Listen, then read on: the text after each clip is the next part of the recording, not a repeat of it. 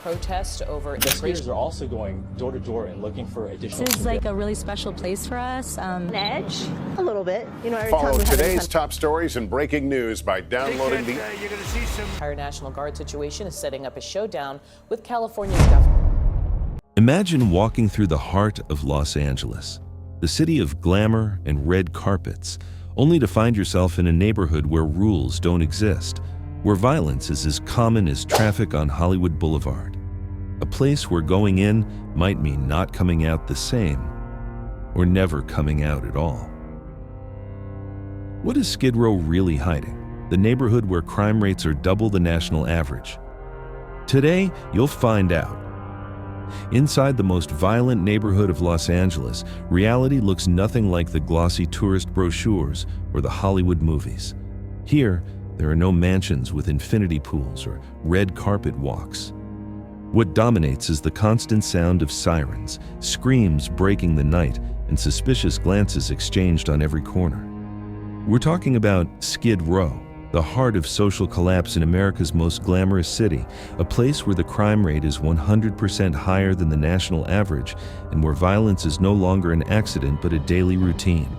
And the most disturbing part, it isn't spontaneous. It's a system that was designed, shaped, and maintained to work exactly this way. The first thing that strikes you upon entering Skid Row is the density of what happens there. In just a few square miles, between 9,000 and 15,000 homeless people live, more than the population of some entire U.S. states. In this confined area, misery is so concentrated that you only need to walk a few steps to see scenes that look ripped from a war zone. Clashes, ambulances rushing the wounded, police arriving late to crimes that have already happened. But what makes Skid Row more than just a symbol of poverty is the violence. Here, robberies, assaults, and murders aren't exceptions. They're part of the landscape. The statistics confirm it. While violent crime is already concerning nationwide, in these streets, the numbers double. Walking here means exposing yourself to the risk of becoming the next statistic.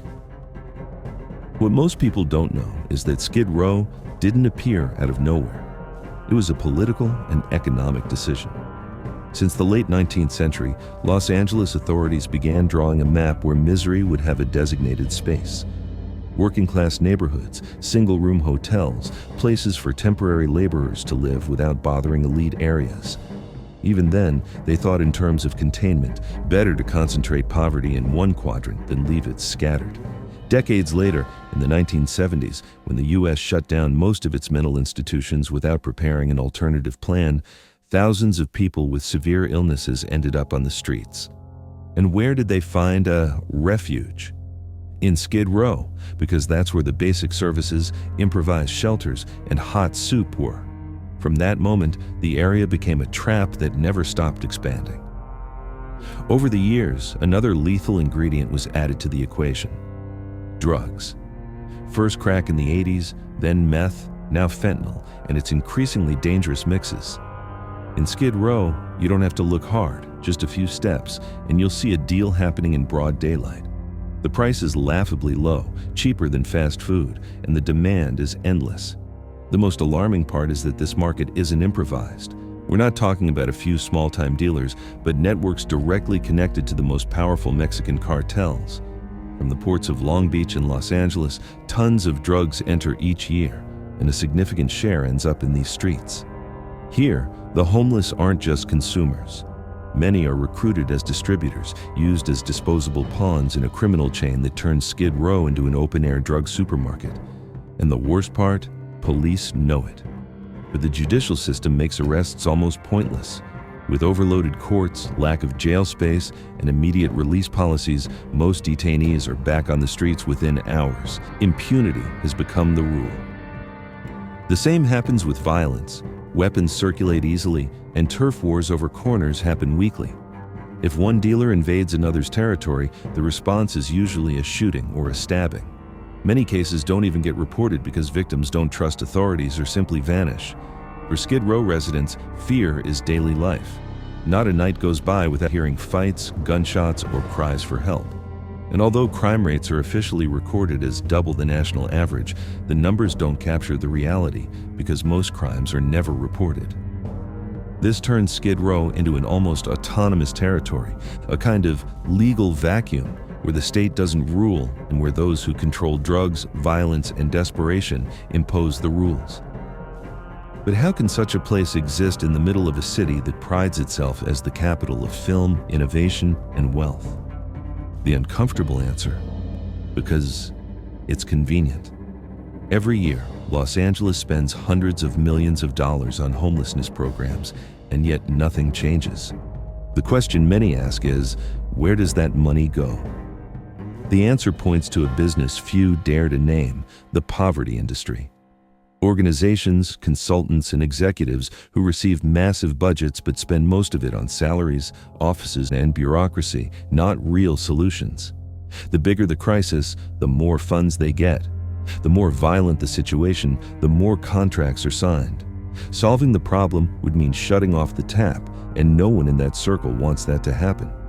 So while foundation directors live in comfortable homes, people die of overdoses on the sidewalks. The consequences of all this go far beyond Skid Row. What happens in those 50 blocks doesn't stay there. Diseases born in the streets amid trash and lack of services spread throughout Los Angeles. Tuberculosis, hepatitis, infections that should be controllable in a developed country find in Skid Row the perfect lab to propagate. Workers passing through daily, tourists walking downtown, subway employees, anyone can carry them without knowing. In 2024 and 2025, outbreaks of diseases typical of refugee camps were documented right in California's wealthiest city. Doctors warn that just one slip, one contaminated water source, one uncontrolled outbreak, and the entire region could face a public health emergency. Meanwhile, hospitals collapse with patients arriving from those streets, each costing the system thousands of dollars in treatments that never solve the root problem. If all this sounds like a catastrophic accident, the truth is even more disturbing. It was planned. For decades, authorities chose to concentrate misery in Skid Row, keeping it contained so the rest of the city could keep running smoothly. Hollywood could go on with its red carpets, Beverly Hills with its mansions, Santa Monica with its beaches. The sacrifice was accepting that in the city's center, there would be a no man's land, a modern ghetto where laws dissolve and human life is worth little.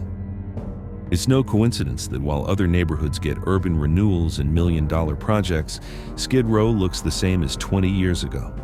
The goal was never to rescue it, but to maintain it, because it's more efficient to keep the crisis in one place than deal with it scattered across the city.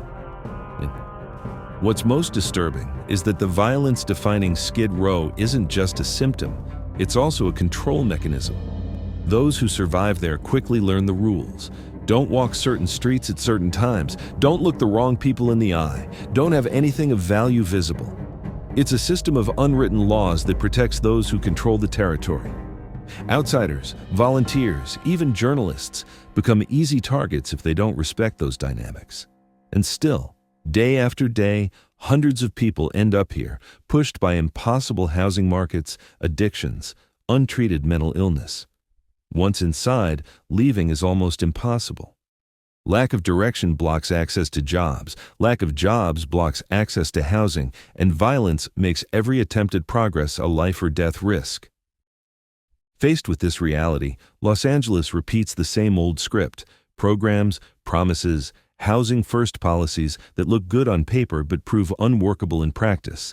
Building a single subsidized unit costs between $600,000 and $800,000, an absurd figure that guarantees the need will never be met.